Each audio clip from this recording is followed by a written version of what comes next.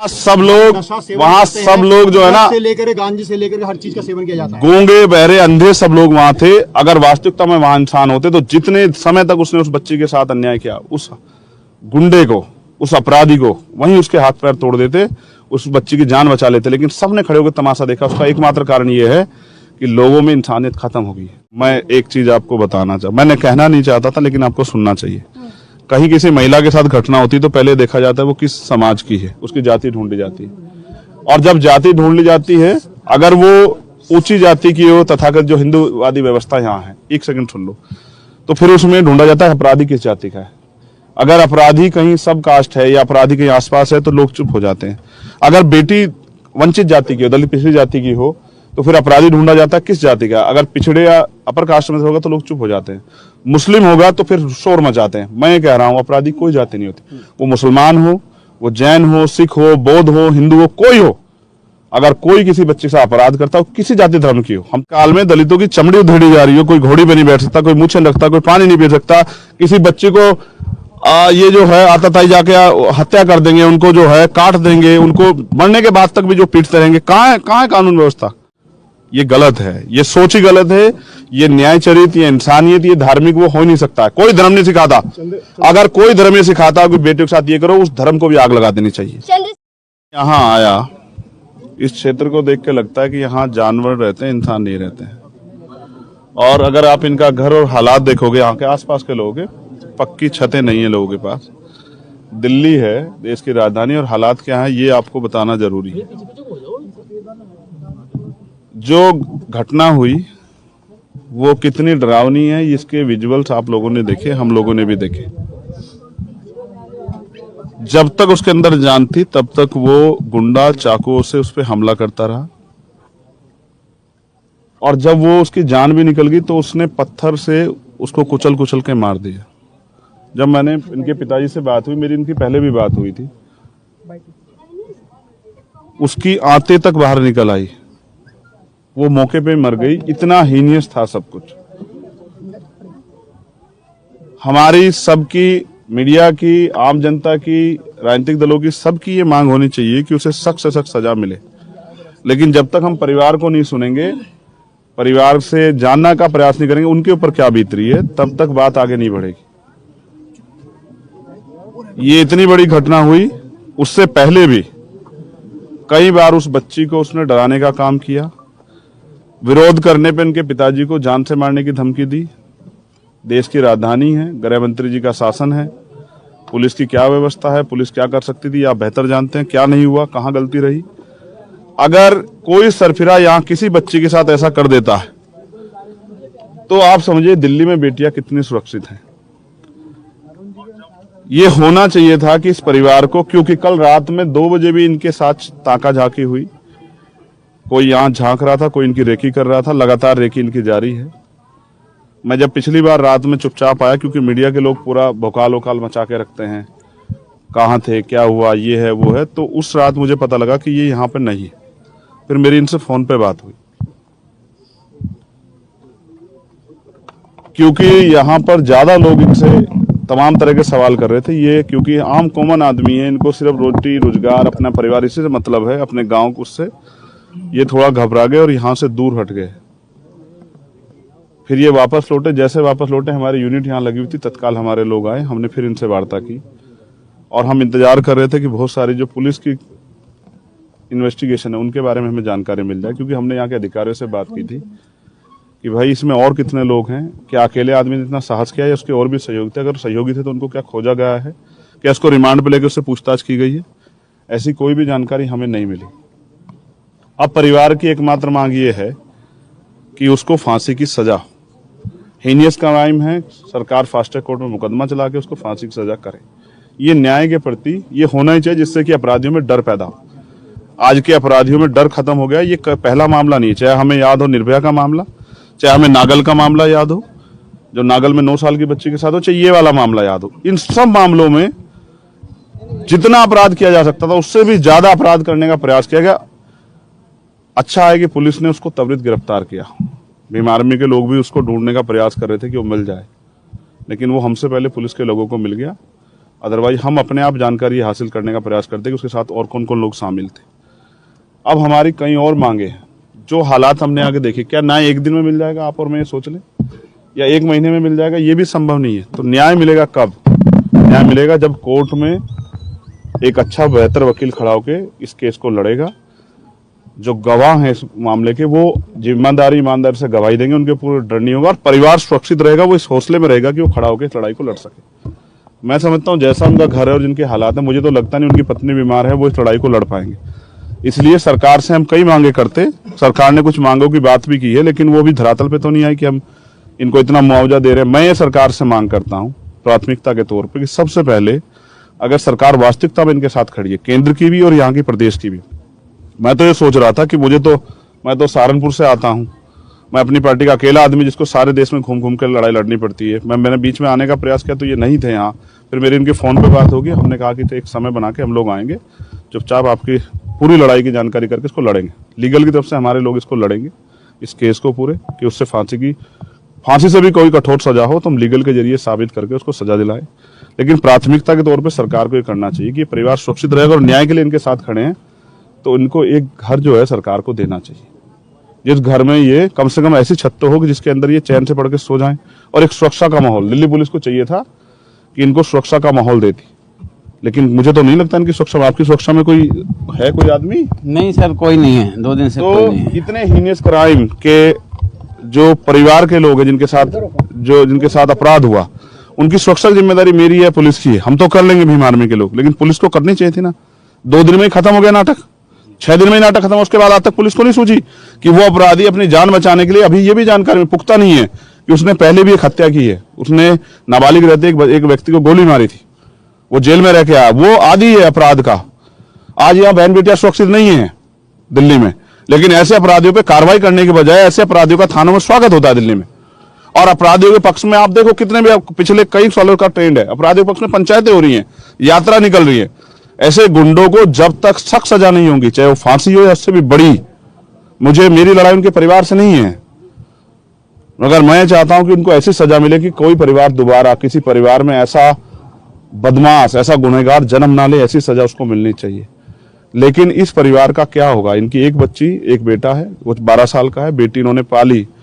मैंने इनसे पूछा, इन्होंने अपना पेट काट काट के इसको पढ़ाया। गरीब के पास क्या है शिक्षा के अलावा? उनको उम्मीद थी कि ये पढ़ लिख के वो भी वकील बनना चाहती थी, प्रदेश में देश में अपना योगदान देना चाहती थी, इस परिवार को अपने पैरों पे खड़ा करना चाहती, अपने पिता की आवाज बनना चाहती थी। आज इनके हाथ में क्या आया? तो सरकार का जो मुआवजा सरकार ने ऐलान किया है, क्या वो मुआवजा कब मिलेगा? क्या वो कागजों में रह जाएगा? क्या ये परिवार गुमनामी के अंधेरे में चल जाए? क्या इसको भूल जाएंगे लोग? तो मेरी ये मांग है, सबसे पहले इनकी सुरक्षा सुनिश्चित हो और इसको इस माहौल से निकाला जाए।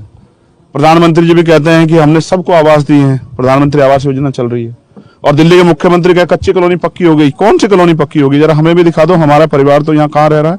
ये जानवर भी नहीं रहते इस बाड़े में जहाँ रह रहा है। वो सर लगता है ऊपर, सर नाला ही है, सर लगता है ऊपर छत पे, और वो तप रही है, वो छत नहीं है, एक वो टीन डली हुई है, वो तप रही है। उसकी माँ के हालात देखो क्या है, पीने को साफ पानी नहीं, खाने को रोटी, कैसे मिलेगा न्याय? कैसे लड़ेंगे? तो सरकार को जिम्मेदारी उठानी चाहिए, क्योंकि उनके हाथ में ताकत है।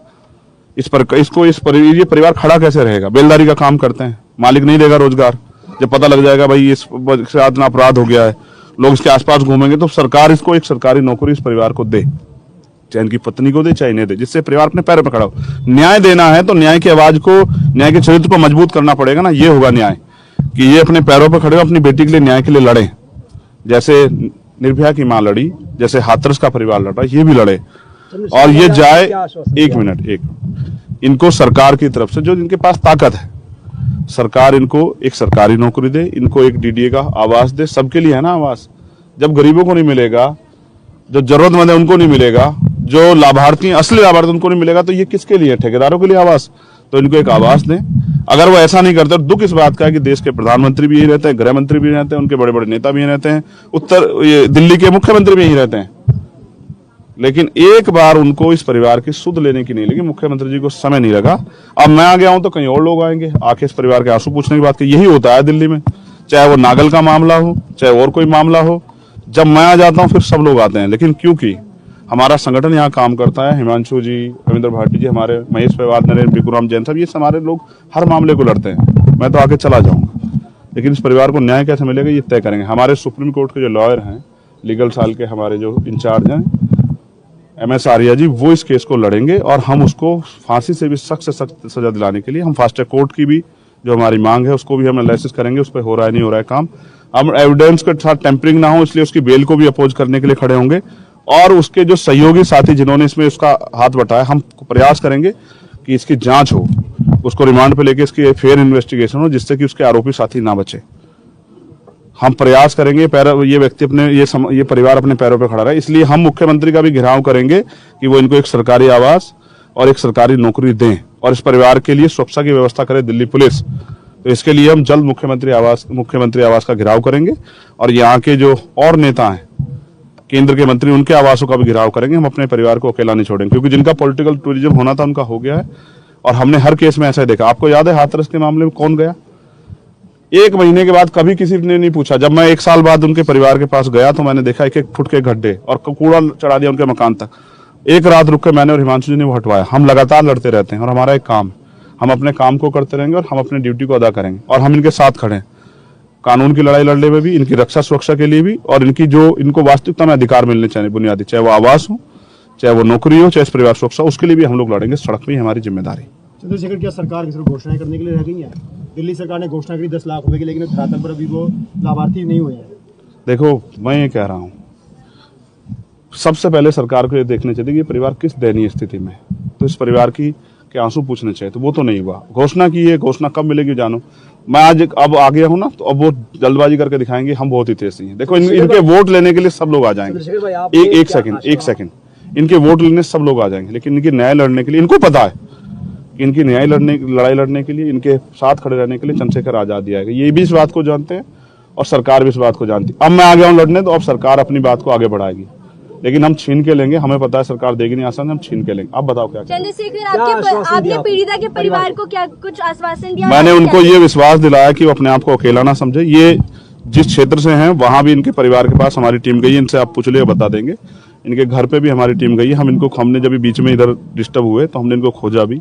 हम लगातार इनके टच में हैं और मैंने इन्हें आश्वासन दिया कि जो मांग है इनकी, सिर्फ इनकी एक ही मांग है, इनकी कोई मांग नहीं, इनको कोई लालच नहीं है कि उसको फांसी की सजा हो। और हमारी ये मांग है कि फांसी की सजा तो हो, उसके साथ साथ ये परिवार भी अपने पैरों पे खड़ा, क्योंकि एट द लास्ट न्याय की लड़ाई लड़नी है ना। न्याय तो एक दिन में नहीं मिलेगा, उसके लिए समय लगेगा, न्यायिक प्रक्रिया में समय लगेगा। तो इसलिए हमने और मांगे, ये समाज की तरफ से, हमारी तरफ से है। बाकी परिवार की एक मांग है कि उसको फांसी की सजा हो। उन्होंने एक बच्ची थी, पेट काट के पाली बड़ी की, आज वो इस दुनिया में नहीं है। इनके सपने खत्म हो गए। चंद्रशेखर, कहीं ना कहीं देखा जा रहा है कि इस केस में नशे को भी बहुत बड़ा मुद्दा बनाया जा रहा है, क्योंकि यहाँ पे नशेबाज बहुत है। तो इस चीज को लेके आप क्या कहना चाहेंगे? नशे को यहाँ पे कैसे कंट्रोल किया जाए? देखो, जब यहाँ की सरकारें खूब दुकानें खोलेगी गली गली में शराबों की, तो कैसे नशा मुक्त हो जाएगा। और स्कीम देंगे, देखो दूध के साथ स्कीम नहीं देंगे, शराब के साथ स्कीम देंगे। चलो ठीक है, तुम्हें राजस्व वगैरह चाहिए, तुम्हें लोगों को जो है, तुम्हें ये नहीं पता लोगों की जिंदगी से क्या नुकसान होगा। आप जानते हो शराब से नुकसान, लेकिन फिर भी मैं ये जानना चाहता हूँ कि नशे पे सरकार क्या काम कर रही है, पुलिस क्या काम कर रही है। भाई ये ताकत, अगर हम किसी को पकड़ लाएं, सोचो उस अपराधी को हम ही पकड़ लेते, अगर हमारे लोग उसको पीट देते या नुकसान हो जाते तो हमारे लोग के खिलाफ मुकदमा हो जाता। आप इस बात सोचो, ये काम पुलिस का है ना, पुलिस क्यों नहीं कर रही इस काम को? हम इसके लिए आवाज उठाएंगे कि नशा मुक्ति के दिल्ली में नशे से लोग मुक्त हों, इसके लिए भी हम लोग आवाज उठाएंगे। खाली शराब की बात नहीं है, यहाँ पे अन्य मादक पदार्थ भी घर घरों में बिकते हैं। बिना पुलिस के सहयोग के नहीं बिक सकते हैं सर, बिना सरकार के सहयोग के नहीं बिक सकते। हत्या हुई, वहाँ बताया जाता है कि जमघट लगता है रात को, 100 लड़कों का जमघट। वहाँ सब लोग जो है ना, से लेकर गांजे से लेकर हर चीज का सेवन किया जाता है। गूंगे बहरे अंधे सब लोग वहाँ थे। अगर वास्तविकता में वहाँ इंसान होते तो जितने समय तक उसने उस बच्ची के साथ अन्याय किया, उस गुंडे को, उस अपराधी को वहीं उसके हाथ पैर तोड़ देते, उस बच्ची की जान बचा लेते। लेकिन सबने खड़े होकर तमाशा देखा। उसका एकमात्र कारण ये है कि लोगों में इंसानियत खत्म हो गई है। क्या दिल्ली पुलिस दोषी नहीं है जिस तरीके का नशे का प्रचलन? क्यों नहीं दोषी है? पूरी, मैं कह रहा हूं, बिना सरकार के संरक्षण के, बिना पुलिस के संरक्षण के कोई नशा नहीं चल सकता है। 1 ग्राम नशा नहीं लेके गुजर सकता कोई, अगर पुलिस का संरक्षण ना हो। तो पुलिस को सोचना चाहिए कि अपने निजी स्वार्थ में, सब पुलिस वाले ऐसे, लेकिन जो पुलिस वाले ऐसा कर रहे हैं उनको ये सोचना चाहिए किसी की जिंदगी के साथ खिलवाड़ हो रही है। पीड़िता के पिता हमारे साथ हैं, मैं चाहता हूं, वो क्या चाहते हैं आपको ये सुनना चाहिए। सवाल हो रहा है, महिला कुश्ती पहलवानों धरना चला, आप लगातार डटे रहे, तमाम राजनीतिक लोग लाए रोटियां सेकने, लेकिन क्या उन्हें इस बेटी की आवाज नहीं दिखी? क्या ये परिवार नहीं दिखा? आप तो पहुंच गए, लेकिन क्या और लोग नहीं आ सकते? मैं एक चीज आपको बताना चाहता, मैंने कहना नहीं चाहता था, लेकिन आपको सुनना चाहिए। कहीं किसी महिला के साथ घटना होती तो पहले देखा जाता है वो किस समाज की है, उसकी जाति ढूंढी जाती है। और जब जाति ढूंढ ली जाती है, अगर वो ऊंची जाति की हो, तथाकथित जो हिंदूवादी व्यवस्था यहाँ है, एक सेकंड सुन लो, तो फिर उसमें ढूंढा जाता है अपराधी किस जाति का है। अगर अपराधी कहीं सब कास्ट है या अपराधी कहीं आसपास है तो लोग चुप हो जाते हैं। अगर बेटी वंचित जाति की हो, दलित पिछड़ी जाति की हो, तो फिर अपराधी ढूंढा जाता है किस जाति का। अगर पिछड़े या अपर कास्ट में होगा तो लोग चुप हो जाते हैं। मुस्लिम होगा तो फिर शोर मचाते हैं। मैं ये कह रहा हूं, अपराधी कोई जाति नहीं होती, वो मुसलमान हो, वो जैन हो, सिख हो, बौद्ध हो, हिंदू हो, कोई हो। अगर कोई किसी बच्चे से अपराध करता हो, किसी जाति धर्म की हो, हम तो किस महल पहलवानों की लड़ाई लड़ रहे हैं, निर्भया की लड़ाई में किसने पूछा उसकी जाति क्या थी? हमने कभी कभी नहीं पूछा। हमारा एकमात्र मकसद ये है कि न्याय मिले। तो मैं चाहता हूं कि बेटियों की जाति ढूंढना सरकारें बंद करें और न्याय के लिए जो लोग आवाज उठा रहे हैं। मैं पूछना चाहता हूं, दिल्ली के गृह मंत्री कहां हैं बताए? क्या वो इस परिवार के पास नहीं जानते? पैर धोना जानते हैं? इनके बराबर बैठ के खाना खाने का दिखावा करते हैं। आज इस परिवार के आंसू नहीं दिखाई दे रहे हैं। कहां है गृह मंत्री? कहां है मुख्यमंत्री? कहां है प्रधानमंत्री? उनके सफाई कर्मचारी के बराबर बैठने वाले प्रधानमंत्री कहां है? क्या दिल्ली में बेटियां दिखाई दे रही? ना पहलवान बेटियां दिखाई दी, ना बेटी दिखाई दी। तो सवाल ये है कि इस अमृत काल में बेटियों को न्याय कब मिलेगा? किसके लिए अमृत काल? हाँ। जिस अमृत काल में दलितों की चमड़ी उधेड़ी जा रही हो, कोई घोड़ी पे नहीं बैठ सकता, कोई मूछें रखता, कोई पानी नहीं पी सकता, किसी बच्चे को ये जो है आतताई जाके हत्या कर देंगे, उनको जो है काट देंगे, उनको मरने के बाद तक भी जो पीटते रहेंगे। कहां है कानून व्यवस्था? कहां है कौन सा अमृत काल जहां ताकतवर लोगों के संरक्षण में पुलिस खड़ी हो जाए, सरकार खड़ी हो जाए? कहां कौन सा अमृत काल की बात कर रहे हैं? तो साक्षी को ही दोषी बता दिया गया, लव जिहाद का एंगल लगाकर साक्षी के ही चरित्र का हनन किया जा रहा है। ये तो सदियों से चला आ रहा है। जब हमारे लिए न्याय की बात आती है, जिन वर्गों में हम पैदा हुए, तो फिर ये जाति का बैरियर भी लगता है और चरित्र हनन भी होता है। इसका अगर उदाहरण देखना हो तो आप हाथरस को देखो, कितनी अच्छी तरह चरित्र हनन हुआ।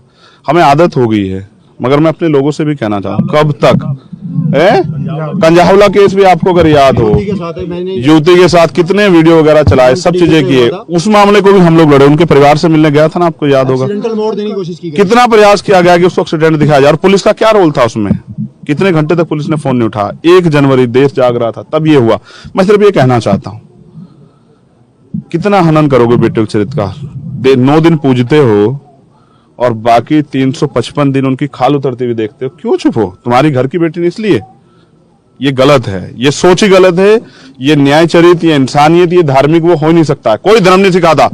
अगर कोई धर्म ये सिखाता कि बेटियों के साथ ये करो, उस धर्म को भी आग लगा देनी चाहिए। चंद्रशेखर पीड़िता के परिवार को किस मोर्चे पे सहयोग करेंगे आप? हर मोर्चे पे। ये याद रखो कि ये मेरा परिवार है जी, हर पीड़ित मेरा परिवार है। उनके लिए जो लड़ाई मैं लड़ सकता हूँ, तन मन धन और अपने खून के आखिरी कतरे तक मैं उसको लड़ने का काम करूँ। चंद्रशेखर, आर्थिक तौर पे पीड़िता का परिवार बुरी तरह से जूझ रहा है, इस पे क्या कर रहे हैं आप? ये ताकत यहाँ की दिल्ली की सरकार ने, हमारे लोगों ने वोट देके ऐसे नालायक लोगों को दे दी है जिनको ये दिखाई नहीं देता है कि आम आदमी पार्टी एक सेकंड इसके लिए जवाबदेही आपको मुख्यमंत्री से पूछना चाहिए कि उस परिवार को कैसे मजबूत करेंगे। मैं अपनी तरफ से जो हमसे बन पाएगा, मैं मुख्यमंत्री की तरफ बड़ी सी घोषणा नहीं करूंगा, जो हमसे बन पाएगा, और जब तक न्याय नहीं मिलेगा तब तक हम इनके साथ खड़े रहेंगे। आम आदमी पार्टी हो जाएगी, जो आम आदमी पार्टी नारा देती थी आम आदमी का, क्या लगता है आम आदमी रहेगी? देखो, इसका जवाब प्राइम मिनिस्टर को, वो मुख्यमंत्री जी को देना चाहिए। मैं तो उनको बहुत अच्छे मुख्यमंत्री मानता हूं, लेकिन वो मुख्यमंत्री जी को ये भी जवाब देना चाहिए। क्या आप कई घटना याद कर लो, कुछ घंटों मुख्यमंत्री वहां पहुंच जाते हैं, 4 घंटे 6 घंटे का होता, आज तक नहीं दिखाई दिया मुख्यमंत्री सवाल होता है चंद्रशेखर जी। हाँ। सहारनपुर से चंद्रशेखर रावण चलकर आ सकते हैं यहाँ पर, जंतर मंतर पर बेटियों की लड़ाई के लिए चंद्रशेखर रावण आ सकते हैं, लेकिन दिल्ली देश की राजधानी, यहाँ पर देश के राष्ट्रपति बैठते हैं, प्रधानमंत्री और दिल्ली के मुखिया। अभी तक किसी ने इस पीड़ित परिवार के दरवाजे को नहीं खटखटाया। हर जगह सिर्फ और सिर्फ एक चेहरा, चंद्रशेखर रावण। जाति पता लग गई ना, जाति ना पता लगती तो शायद आ जाती। तो आपने वो कमी पार दी, आपने तो आखिरी बात, आपने मन साझा करके उस खाई को पार दिया था। देखो, आपने जाति को पार, हमारे नेता एक सवाल खड़ा कर रहे हैं कि मुआवजा जाति के आधार पे क्यों? किसी को 1 करोड़ रुपए का मुआवजा, किसी को 10 लाख का मुआवजा। कहाँ है महिला आयोग? क्या महिला आयोग आया? पूछो ना, महिला आयोग दिल्ली में ही है ना। जो महिला आयोग एक टिप्पणी पे जवाब मांगता, आया? कहाँ है केंद्रीय महिला आयोग? कहाँ है महिला आयोग की हमारी अध्यक्ष? क्या इस परिवार के आंसू दिखाई दिए? वो बच्ची नहीं, देश की बच्ची थी। नहीं, इस अन्याय का जवाब देखो, कुछ दिनों में हमारे लोग देखो, एक कहावत है, किसी को इतना मत सताओ कि वो अपने पैरों पे खड़ा हो जाए। आज जो अन्याय हम लोग सह रहे हैं, कल हमारे लोग अपने पैरों पे खड़े हो जाएंगे। मैंने इनको सुना, मैं तो इनको खोज रहा था, लेकिन कहीं दबी आवाज में कह रहे थे कि मेरा भाई आएगा मेरी मदद करने के लिए, वो मेरे आंसू पूछेगा। मैं वादा करता हूं कि इनकी उम्मीदों को निराश नहीं करूं। आपको इनसे पूछना चाहिए क्या चाहते हैं। चंद्रशेखर क्या इनसे एक जंतर सवाल लेना मंतर पर चाहूंगा। आ जाओ निशा। आपसे एक सवाल इनके बारे में पहले इनसे पूछो फिर उसके बाद। इनकी बात मैं ले रहा हूँ। पहले आपने इनसे कहा पॉलिटिकल टूरिज्म हो रहा है यहाँ पर।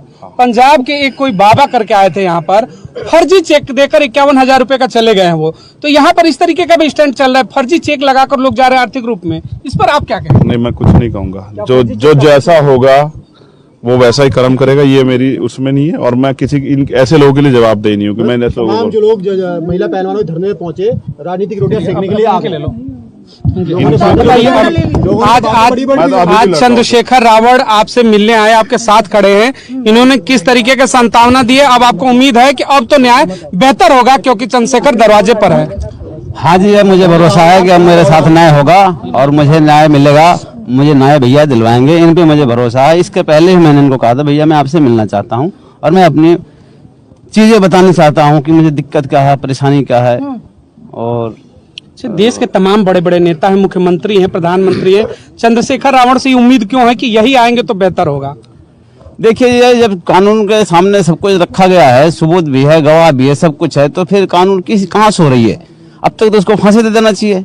काहे की मुकदमा कर रहे हैं, केस कर रहे हैं, धारा कर रहे हैं, उसको क्या कागज तैयार कर रहे हैं? अब उनको क्या चाहिए कि आंखों के सामने दिखाई नहीं दे रहा? आपको विश्वास है चंद्रशेखर आपके साथ इस लड़ाई तक खड़े रहेंगे? हाँ जी, मुझे विश्वास है। भरोसा करते हैं।